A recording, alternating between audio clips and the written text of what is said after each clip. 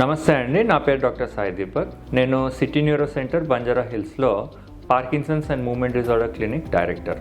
వణుకు ఆర్ ఇంగ్లీష్లో are medical టర్మినాలజీలో మనం ట్రెమర్ అని చెప్పేసి అంటాము. సో ఈ ట్రెమర్కి చాలా రకాల కారణాలు ఉంటాయి.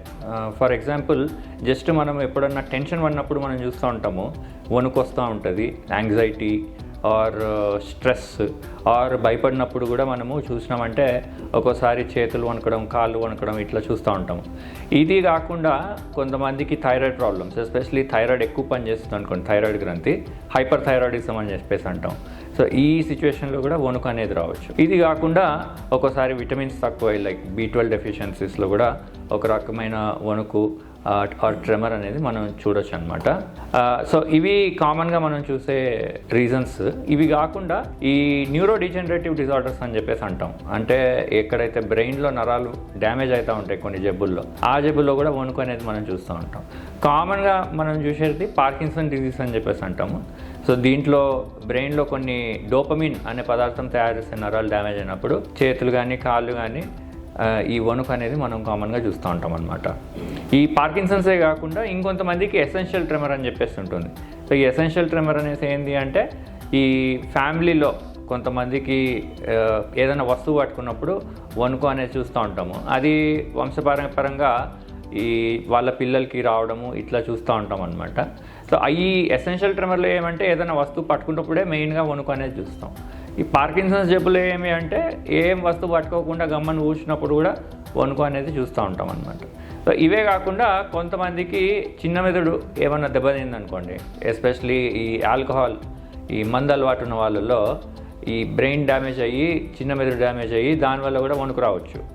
ఈ వణుకు ఎట్లుంటుంది అంటే, ఏదైనా వస్తువు పట్టుకునేకపోతున్నాగా ఆ టైంలో వణుకు వస్తుంది.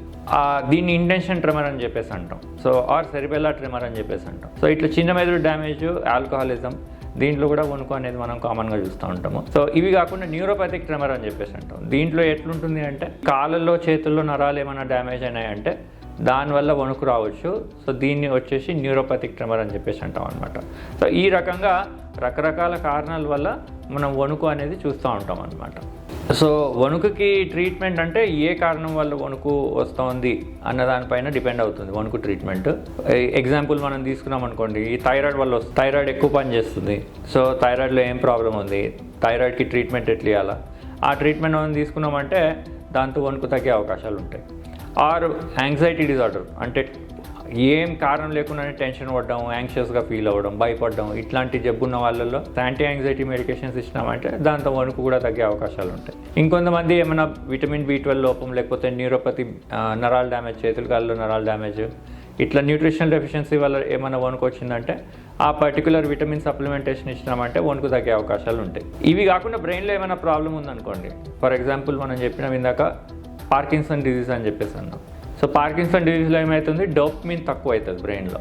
సో ఇది తక్కువ అవడం వల్ల వణుకు వస్తుంది. కాబట్టి డోపమిన్ సప్లిమెంటేషన్, లైక్ లీవోడోపా అనే మందు ఉంటుంది, అది ఇచ్చినామంటే వణుకు బాగానే తగ్గే అవకాశాలు ఉంటాయన్నమాట. ఇంకొంతమందికి ఎసెన్షియల్ ట్రెమర్ అని చెప్పేసి అన్నాము కదా, ఆ ఎసెన్షియల్ ట్రెమర్లో కొన్ని వేరే రకాల మందులు ఉంటాయి. ప్రిమిడోన్ అని చెప్పేసి ఉంటుంది, లేకపోతే ప్రొప్రానోలాల్ అని చెప్పేసి ఉంటుంది. సో ఇవన్నీ వణుకుకి స్పెసిఫిక్గా తగ్గించే మందులు కొన్ని ఉంటాయి. ఆబ్వియస్లీ ఏ మందు ఎట్లా పనిచేస్తుంది, ఎంత డోస్లో ఇవ్వాలా, ఇవన్నీ డాక్టర్తో కనుక్కొని సఫిషియెంట్ డోస్, కరెక్ట్ డోస్లో ఇచ్చుకుంటే వణుకు బాగానే తగ్గే అవకాశాలు ఉంటాయన్నమాట. ఇంకొంతమందికి ఆల్కహాల్ ఇంటేక్, సో మందు తాగడం వల్ల వణుకు వస్తూ ఉందనుకోండి, వాళ్ళకు కూడా ఫస్ట్ అయితే మందు గ్రాడ్యువల్గా తగ్గించేకి ఏవైతే ట్రీట్మెంట్ ఉంటుందో అది తగ్గించి ఆ ట్రీట్మెంట్ తీసుకొని దాంతోపాటు విటమిన్ సప్లిమెంటేషన్ కూడా ఇచ్చినామంటే వణుకు బాగానే తగ్గే అవకాశాలు ఉంటాయన్నమాట. ఈ అడ్వాన్స్డ్ ట్రీట్మెంట్స్ మనం చూసినామంటే, చాలా సివియర్ వణుకు ఉందనుకోండి కొంతమందిలో, అడ్వాన్స్డ్ ట్రీట్మెంట్స్ కూడా మన దగ్గర కొన్ని ఉంటాయి. ఆపరేషన్ ట్రీట్మెంట్ కూడా కొన్ని ఉంటాయి. ఫర్ ఎగ్జాంపుల్ ఎసెన్షియల్ ట్రెమర్ అని చెప్పేసి మనం మాట్లాడుకున్నామో, ఒక్కోసారి ఏమవుతుందంటే అది చాలా సివియర్ అయిపోతుంది. ఎంత సివియర్ అంటే మనం ప్లేట్ కూడా పట్టుకోనికి రాదు. ప్లేట్లో అన్నం ఉందనుకోండి, ఆ వణుకు వల్ల అన్నం పడిపోతుంది ప్లేట్లో నుంచి. ఆర్ మనం గ్లాస్లో నీళ్లు తాగుతున్నాం అనుకోండి, గ్లాస్ పట్టుకున్నప్పుడు నీళ్లు జారిపోతాయి గ్లాస్లో నుంచి, అంత సివియర్ వణుకు కూడా రావచ్చు. పెన్ను పట్టుకోనికి రాదు, అంత సివియర్ వణుకు రావచ్చు.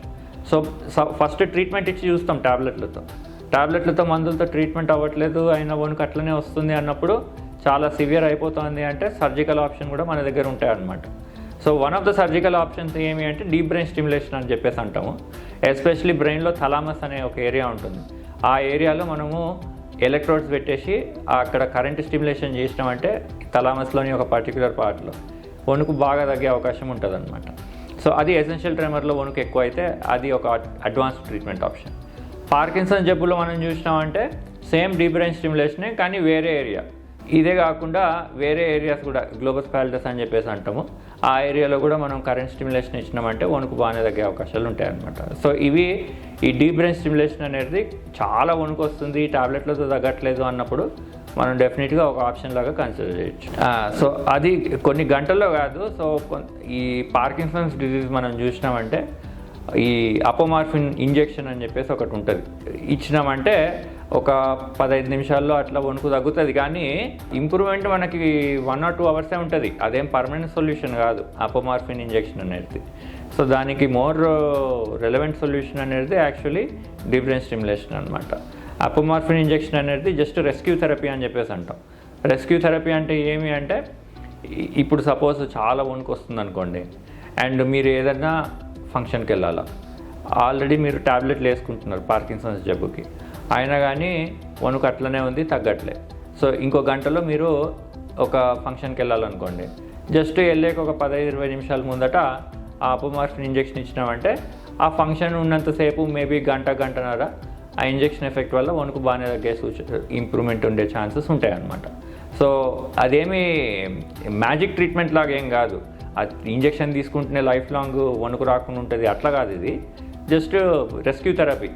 అర్జెంటుగా ఏదైనా వణుకు తగ్గించుకొని ఏదైనా ఎక్కడికైనా పోవాలంటే దానికి మాత్రం పనికి వస్తుంది. ఇంకా అడ్వాన్స్డ్గా కావాలంటే మనకి అపోమార్ఫిన్ పంప్ అని చెప్పేసి ఉంటుంది. అపోమార్ఫిన్ పంప్ ఎట్లా అంటే ఈ షుగర్లో ఇన్సులిన్ పంప్ లాగా. ఈ అపోమార్ఫిన్ ఇంజెక్షన్ ఏదైతే చెప్పినానో దాన్ని ఒక ఇన్స్ట్రుమెంట్ ఉంటుంది, అది స్కిన్ దగ్గర పెడతాము. అది కంటిన్యూస్గా అపోమార్ఫిన్ ఇంజెక్షన్ మందుని బ్లడ్ స్ట్రీమ్లోకి పంపుతూ ఉంటుంది.